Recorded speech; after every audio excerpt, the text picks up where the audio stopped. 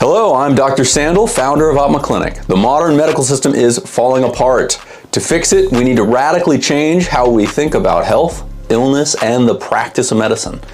Welcome to the show, Talking Shift, where we discuss radical new perspectives on health, illness, and the practice of medicine. I'm joined today by my friend Melissa Blake. She is the newest nurse practitioner at Opma Clinic. Thank you so much for joining us. Thank you for having me. I'm excited. So today we're talking about skin. Yes. And we want to get into the deeper topics here. You know, why are the ways that modern medicine think about dermatology and skin health? What are the limitations there, and how do we do better?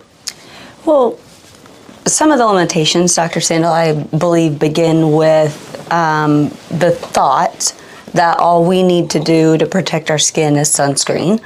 And, right, really that's all that's talked about a lot in healthcare. It's like a very pharmaceutical approach. Very much so. Put on the sunscreen, you're good to go. Otherwise, visit your dermatologist once a year, get everything checked out, look for new nevi or, spots. But there's so much missing there in general, skin trouble, skin issues that people have that they just get a treatment for, but don't have an underlying reason as to where it came about, why. Right. Certainly people are told, like, you used to get a lot of sun when you were a youth. That's why you have this pre-melanoma or this precancerous lesion. Mm-hmm. And you're right, it kind of stops there. Like that's most visits to the dermatologist is, hey, strip down, let's look for everything. Like, okay, you've got a few little spots, let's excise them, we'll send them off to the lab. Yeah. Hopefully everything looks great. Mm-hmm. And that's kind of it. I think, probably 90% of people's visits to dermatology are somewhat limited to that. Yeah. Dermatologists do other more complicated stuff for like evolved illnesses. Correct.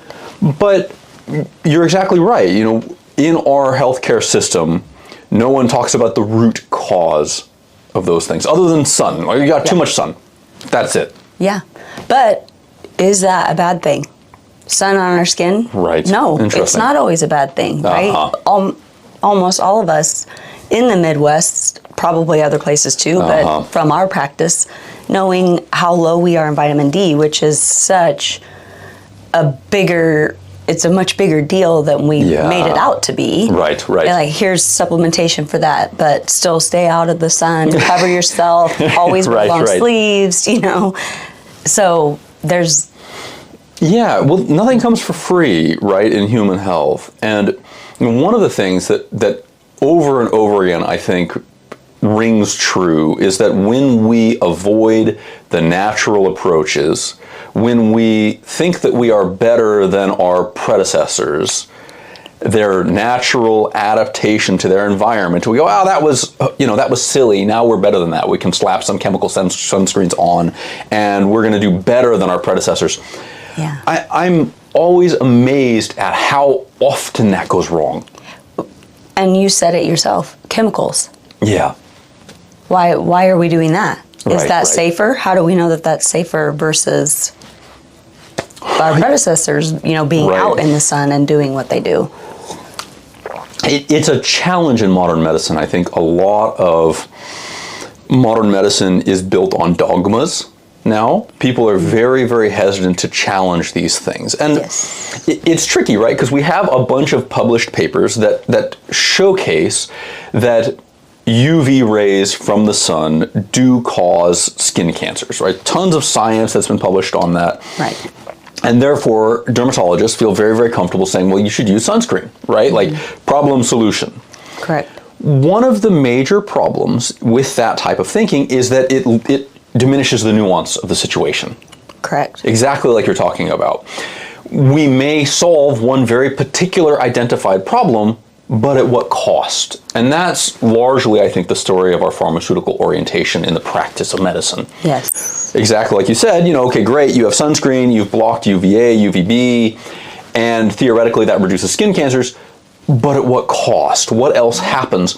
And then the amazing thing to me, when I kind of get churned up about this, is that things like low vitamin D status end up being risk factors for cancer. Right. So we're like, well, okay, crap. Now we're really in a complicated place. Yeah. And so it begs the question, can we have our cake and eat it too? And I often find that a naturalist approach, a sort of tempered naturalist approach, not, a complete wild man, I'm going to go get sunburns all the time, but Right. Isn't there a nuanced middle ground that we can play with here? Yes, absolutely. Everything in moderation. I mean, right. In our entire life. Right. So right. Yeah. sunlight, that's a maxim that generally serves. Yes. So being outside is not bad for you. We tell patients all the time, you got to get some direct sunlight. We need your feet on the ground. You need to stand outside and maybe reset your circadian rhythm. But we're also missing all of the long-term chronic issues that patients are having with their skin. It's not just about sunburns. It's not just about skin cancer. Right. What else is going on that we're ignoring that could be signs of deeper issues? Yeah. That could also be leading into different cancers or right. The worse. Skin is oftentimes our first hint that something internal that is more difficult to see and visualize. The skin is a clue for that. It's a diagnostic organ. Yeah,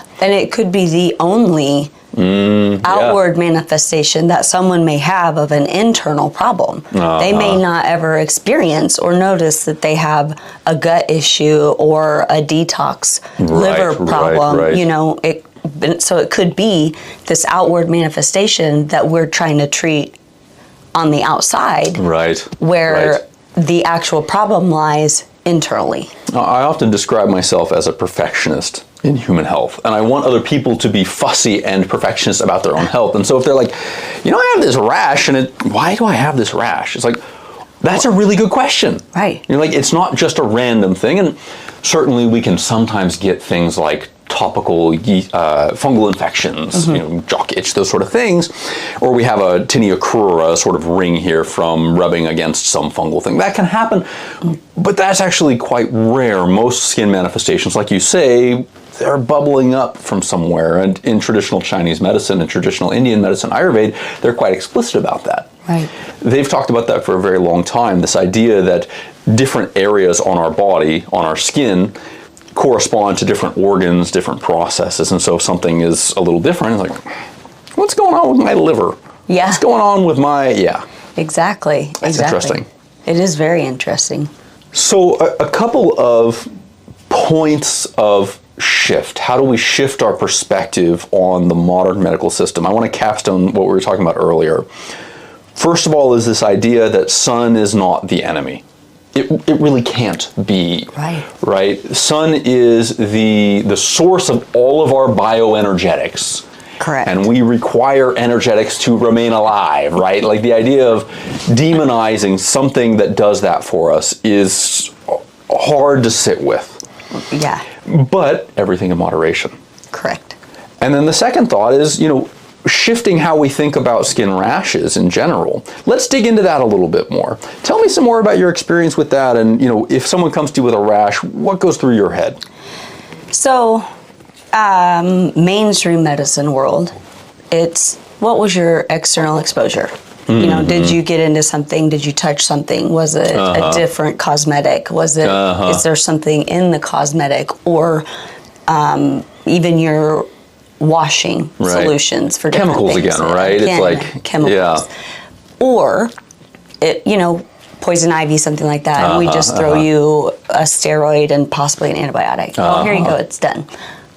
But there's so many other things that it could be. It could be chronic inflammation inside of your body. It could be hormonal imbalances that really need some attention. It could be gut trouble, leaky gut syndrome, or a multitude of other things, dysbiosis, just lacking the minerals, the nutrients that your skin needs to be well as an organ. I think people have this sense that there are certain nutrients for skin, hair, and nails. Like you see that supplement on shelves all the time. And they're like, oh, it's just biotin. Add a little zinc, you'll be good. Correct. But you're right. There's this whole complicated opera that happens in the human body about making sure that we have the right stuff to create healthy tissues.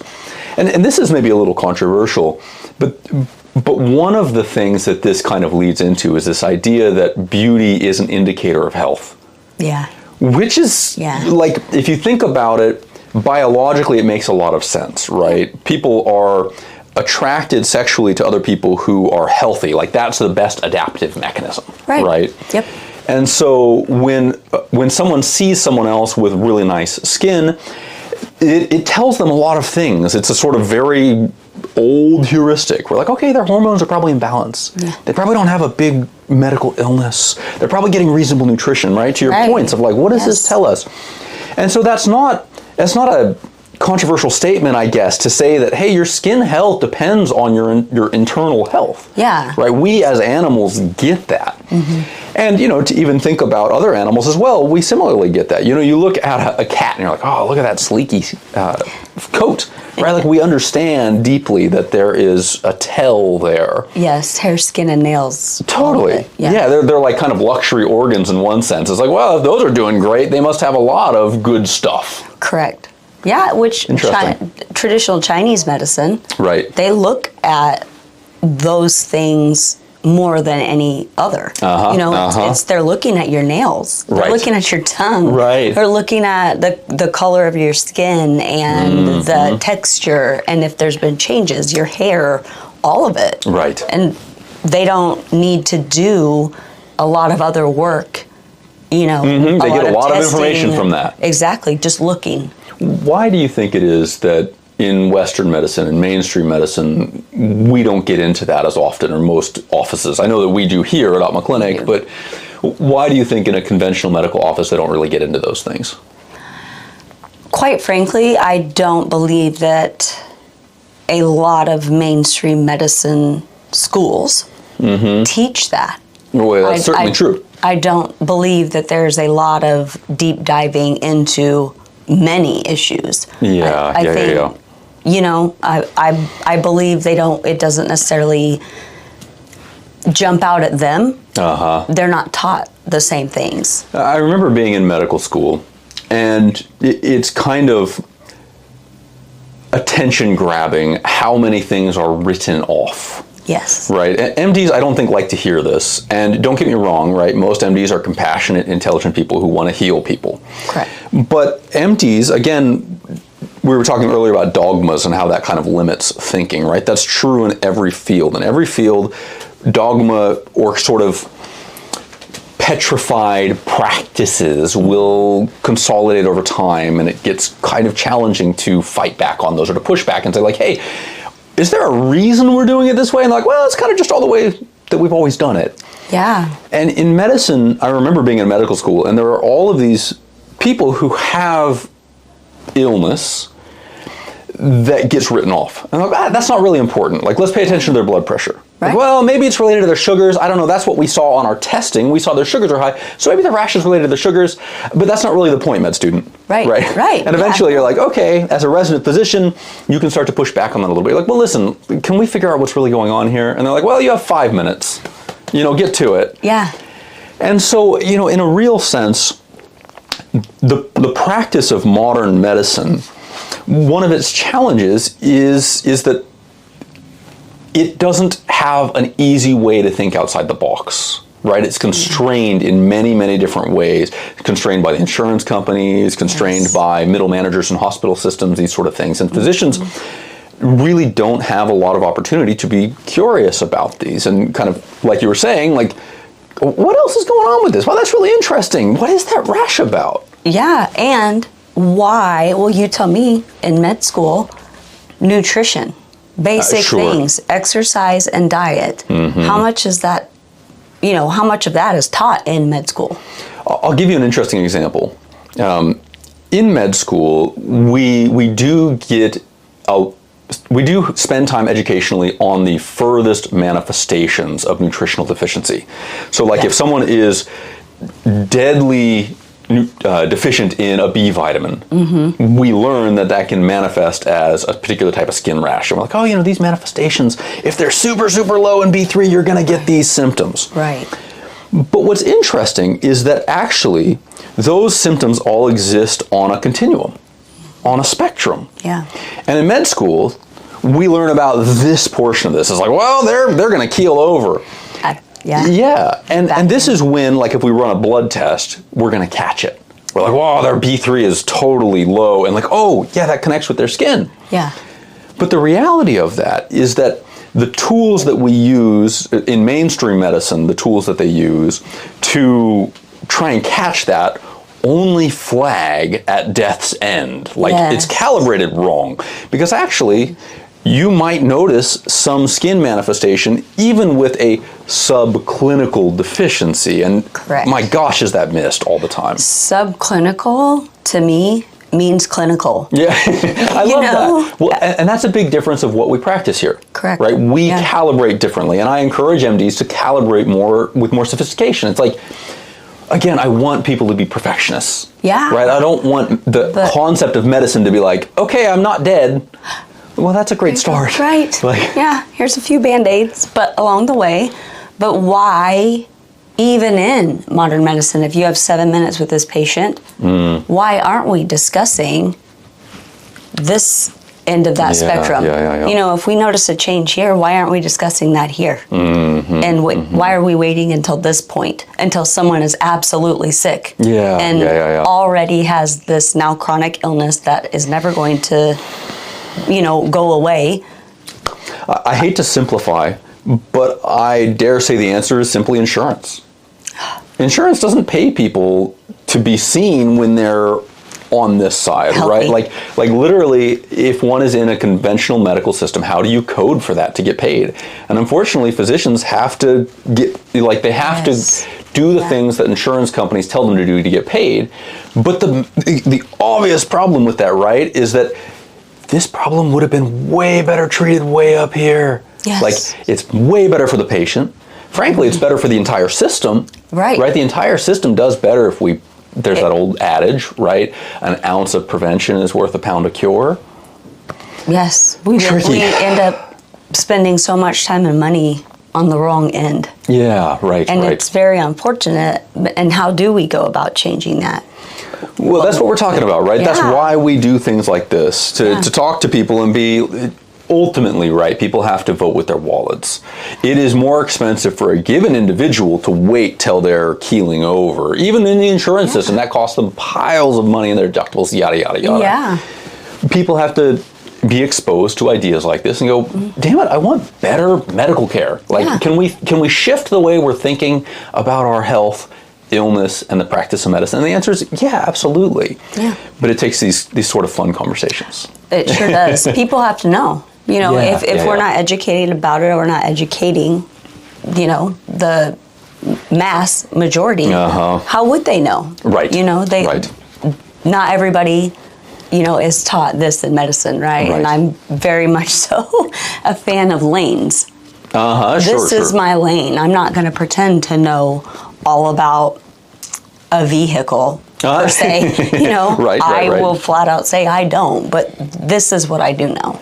So opening eyes, opening ears, and letting people know that there is a different way to go about it. You know, there's a much healthier way to go about living and have a better quality of life. The entire way. Right. Not just when you're young, you know, before these things change. Yeah, it's fascinating. The more that we get out ahead of things, and the more that we consider in advance of trouble, how we can be healthy, right? And again, it's that focus, it's that moving from, well, let's not focus on illness, let's focus on health. And I feel like I just need to say that so often that it becomes hackneyed. Like, like people really need to shift their perspective. We need to stop thinking in the medical system about illness, and we need to really turn people's heads to focus on health. Are you healthy? Do you feel fantastic? Is your skin gorgeous and luscious and amazing? And, you know, if I look at my skin and I'm like, you know, am I aging?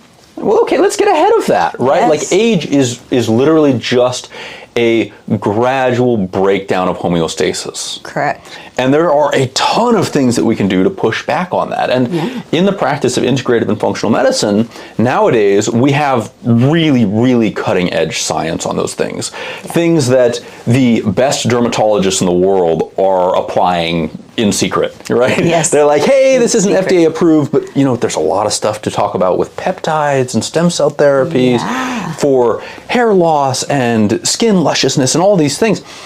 And that's great, right? But again, still, while those exist and we use those and we love those tools, a lot of times we don't need those things if we address the problems down here. We're like, oh, my skin isn't perfect anymore. I'm like, yeah, come in, let's deal with that. Yeah. Right? Go see Melissa. Let's talk about how do we get your nutrition on point. Right. Let's look for leaky gut. Let's look at your liver detoxification. How do we get ahead of the aging processes? And anything that could be subclinical. Yeah, right. Let's catch it there. We have to calibrate to that attention. Yes. For our patients. And it's fun. It's so exciting to see patients thriving. And feel great. Yeah. But how do we always turn their head if we have been so missing the word? We've been so stuck and told this is where we need to be. Right. This is mainstream medicine just repeats. Right. Yeah. How do we, from the general public, how do we take their view of this is what I'm supposed to do? I'm supposed to go see my primary care doctor and then I do what they say. Right. How do we get them to turn a little bit and think for themselves, conditioned? Conditioned is the word. This is what we're supposed to do. This is what I do. Right. Yeah. Well, my answer to that is that we empower people with education. I think that everybody feels deep down that our medical system is falling apart. I believe everybody feels that. They're like, I don't really want to go to the doctor. They're not really going to help me. Right? I think that's a vibe that people are starting to get.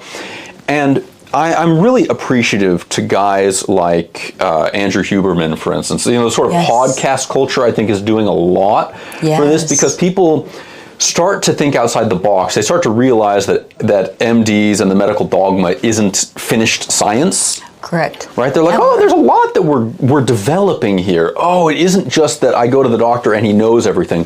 I mean, frankly speaking, even if the doctor's up to date, literally they don't know everything.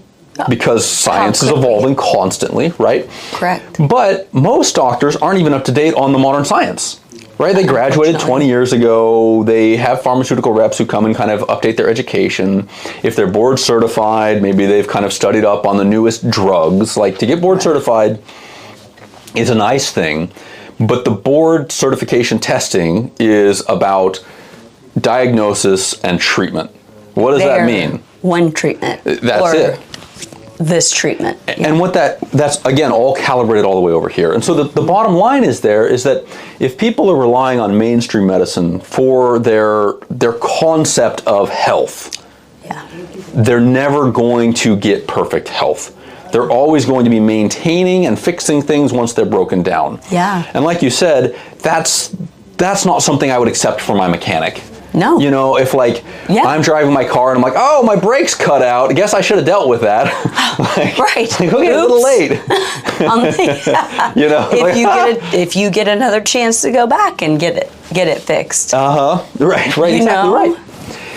And so, how do we get around that? I think we just have to really encourage people. Yeah. We're like, hey, you should age slowly and gracefully, right? Like, our skin should look awesome. If we start to get wrinkles, it's like, that's not an inevitable process, guys. I mean, at some point, we don't yet have the science to completely stop that process, but we sure as hell have the ability to slow that way down and make sure that only starts at, let's say, age 60 or something, right? Like, when you look at celebrities, and I get it, like, celebrities, that's their job, and, a Salma Hayek, right? Like, she takes care of her skin at a elite level, no doubt about it. Right. But it proves the point. Yeah. Right? Like you look at, I don't know how old she is, like 60 now, and you're like, dang, she looks like she's 30. Wow. Yeah. And it proves the point that it's possible. She just has better access to education and, non-mainstream medical care. Correct. By God, people don't understand how much celebrities don't use mainstream doctors. Yeah. They go way beyond to the good stuff. They have their own a lot of times,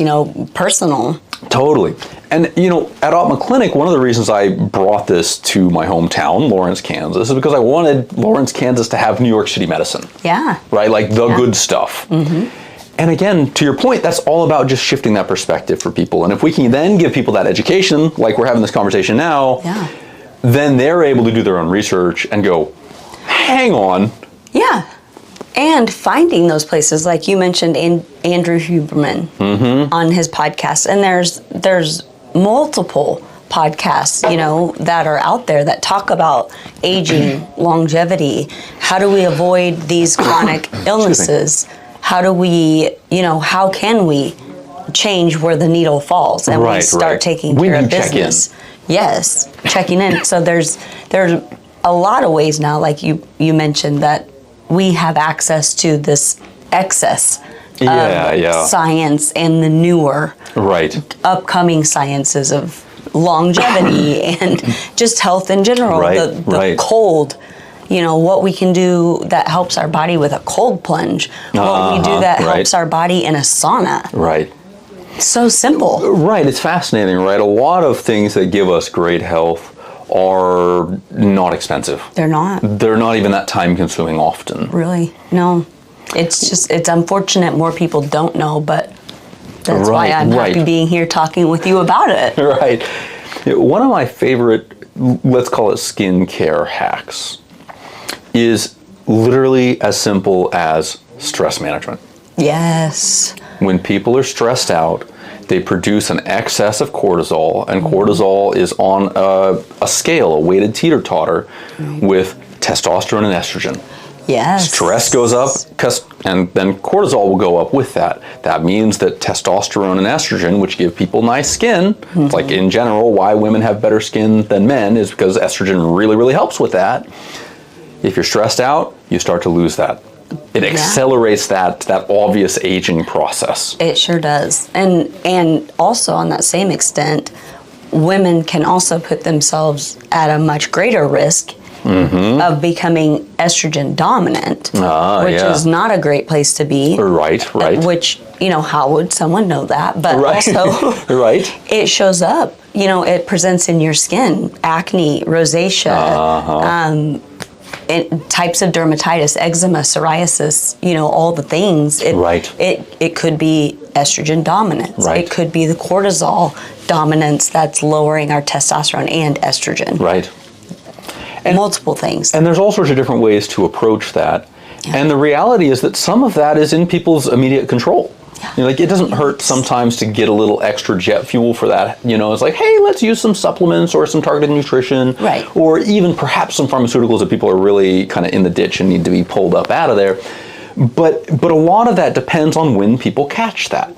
Right. If they're like, hey, things are they've been perfect forever. Oh, and something's a little off.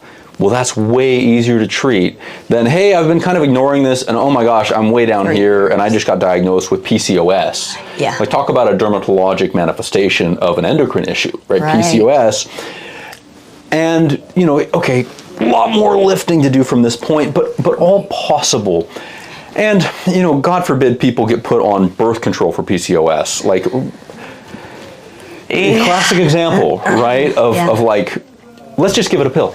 Like, we don't know why it happened. We're just going to give you a pill for it. It'll be fine, I'm sure. Like, never mind all of the other endocrine problems that come along with polycystic ovarian syndrome. Yeah. And the issues, But, so stress, on one hand, but sleep. Yeah. Sleep. That helps with stress also. Right, so can we always knock out that stress right away? No, that's not, not logical. Life is life. Right. We can't change it all, but if we start to notice a change that's very obvious, manifesting outward, skin, it's telling you, hey. Yeah, heads up. Yeah. Something's not going right, boss. Right. Take a look. Take a step back, yeah. So what are some of the things that if someone came to Oppa Clinic to see you and let's maybe focus on PCOS or a lady who feels like, okay, my skin is starting to age a little bit more. How might you approach that, and how is that different than the mainstream medicine approach? I'll present to play kind of devil's advocate the mainstream medical approach. Okay. I might say, yeah, well, that's happening. You're aging. Right? Normal. That's probably a lot of MD's approaches. Yeah. Maybe they're going to go, well, why don't we get you some really nice skincare products? We're going to recommend CeraVe. It's got a lot of moisture. It's going to kind of give you an external barrier to protect things. Right. Are you taking a multivitamin? Yeah. Right. Those are kind of things that people might hear from mainstream medicine. How might you approach that?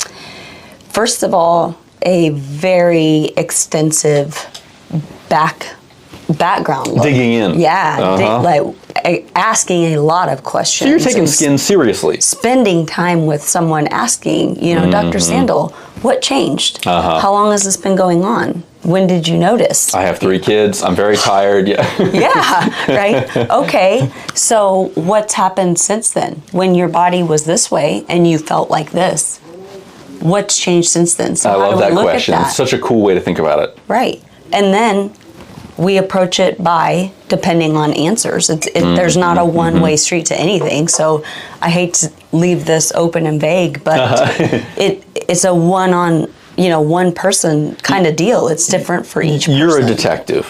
You're trying to figure out what is at the root of the problem. Right. Right. Which could be different, for each of us. However, overall, what tests can we look at? Do we need to look at just blood work, your quote unquote regular blood work, or what else can we look at? Do we need to do a nutrition evaluation? Right. And also could it be some mental health stuff? Sure. We don't think Talking about that. Stress and Right. And then things that can come along mental health wise that again, we don't know inwardly. It's presenting outwardly. That's interesting. So people aren't realizing perhaps that they're stressed, or they haven't thought about, okay, well, I am not getting as much sleep. But I notice my skin, like, oh, is that a new wrinkle? What the heck? My eyes are so dark. And Yeah. That's a good point, right? So the big shift here in how, and forgive me for paraphrasing for you, correct me if I'm misinterpreting here. Please. The big shift here in your thinking is, let's think about skin issues sooner. Yeah. And let's use them as a clue to deeper health. Let's figure out what's underneath. Yes. Right? That's almost too good of a pun here, talking about skin deep, right? Right. but it's like, why is the skin having this reaction? And so you're trying to do a much more thorough job of skincare than a lot of people. And you're right. Like maybe we do need to start with a quick fix, but we start with that. That's not our end all be all. Particularly people who are down here and something's off. It's like, you don't want them suffering. Correct. Yeah. Or, if there's something that we can do to fix this rash for now. Right. Yeah, we're going to do that. However, we're going to still go back to point A. Right. And Where did this come from? Yes. Yeah. Why? Yeah. Was there something that set it off? Yeah. Is there something autoimmune in your body? Right. Well, that's that you never knew about, but all of a sudden, bam, there it is. Your immune system can no longer fight this. And maybe the first thing you notice is skin changes. Yes. A rash. It could be. And if that's untreated, eventually people are going to come on down here and say, gosh, my thyroid's really acting up. Right? Well, I'm glad you came to see Melissa and you guys nipped that in the bud. Right, because we can prevent that from happening. I like that, right? We can prevent. Yeah. It's almost a mantra for shifting how we think about modern medicine. Absolutely. Like, guys, we can prevent. Yes. Right? So in the mainstream world, with my experience has been, we call these people the healthy, or what's the term I'm looking for? The healthy sick? Is that what you're thinking of? The worried well. That's what I'm thinking about. From the conventional perspective. Right, from conventional. We have, say I go in and I'm healthy. But that's it. I get a physical checkup. Right. It's calibrated to this. It's like, are you falling over? Nope. No. See me when you are falling over. You're fine. Yeah. Oh, you're fine. You're young. You're healthy. Well. What a horrible phrase, right? Like if I'm like, hey, I don't feel like I'm 25 anymore. And you're exactly right. If I went to an MD, they'd be like, well, you're not 25 anymore. But we know that chronological age is decoupled from biologic age. Absolutely. Right? The more we understand about longevity science, the more we know with certainty that even though I don't feel like I'm 25 and I'm not chronologically 25, there's very little reason that I shouldn't feel 25. Yeah. Right? And so if I go to a physician, I'm like, hey, I have a problem. I don't feel 25. Ideally, they wouldn't just dismiss that and be like, well, you're 38, so duh. Yeah. But we know that there are, for instance, to take this to an extreme, there are 80-year-olds who can't get out of couch. Yes. And there are 80-year-olds who are climbing Everest. Yes. Right? So we know that how we feel is also modifiable. And again, goes back to that issue of how do we not mislabel people as the worried well? It's like, great, this person is just proactive. Yes. We can prevent. Let's do this. Yeah. They're well. I don't want to that? say worried well, because Right. then you classify them, or they must be a hypochondriac because they don't feel well all the time, but there's nothing really wrong. We want people to be fussy about their health. I would prefer Right? We want them to be like, hey, this isn't perfect, doc. Yeah, great, let's fix that before, don't give it 5 years and then it's a problem. Right. And I love that. From med school, and from my education with both exercise science, how the body should work first, and then going into, becoming a nurse and a practitioner and learning about disease. How do we take care of disease? Yeah. I learned the other first. So I prefer for everyone, if we can, start here. Come to me when you don't feel quite right. You're right. We don't know what it is, but we can figure it out, and we have time. You're not over here where it's rush, only doctor, gotta have this test, because you're so sick. How about, like you said, when we don't just feel quite right, our energy's a little bit lower, we might be a little bit more fatigued, and it's very vague. Let's dig in there. Yeah. Well, that's a big shift in perspective. I think we might wrap up for our viewers with that concept, because I love that. This idea that we should really shift our perspective. We want people to come in when things aren't perfect. We want to get ahead of things. And skin is one of the telltale signs. It is. If skin isn't awesome, if it's not shiny and wonderful and perfect and the way that you want it, you should come in and see Melissa. Yes, Melissa, please do. We are very happy to have you here. Your patients are very lucky to have you. Thanks so much for being on the show. Same with you, Dr. Sandal. Thank you.